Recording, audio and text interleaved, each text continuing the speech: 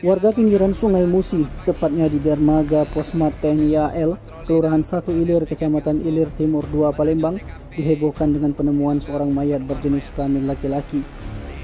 Mayat laki-laki yang belum diketahui identitasnya yang diperkirakan berusia 40 tahun itu ditemukan mengapung di pinggir sungai dekat dermaga Posmat TNI AL.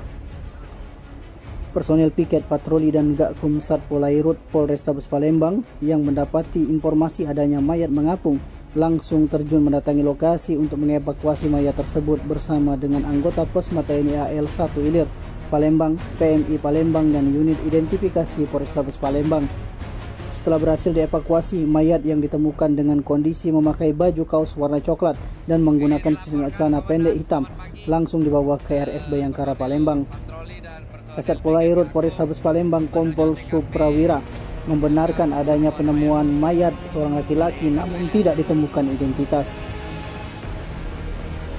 Kemudian berkoordinasi dengan unit identifikasi Polrestabes Palembang untuk membawa mayat ke RS Bayangkara. Tim Liputan Sumsel Update TV melaporkan.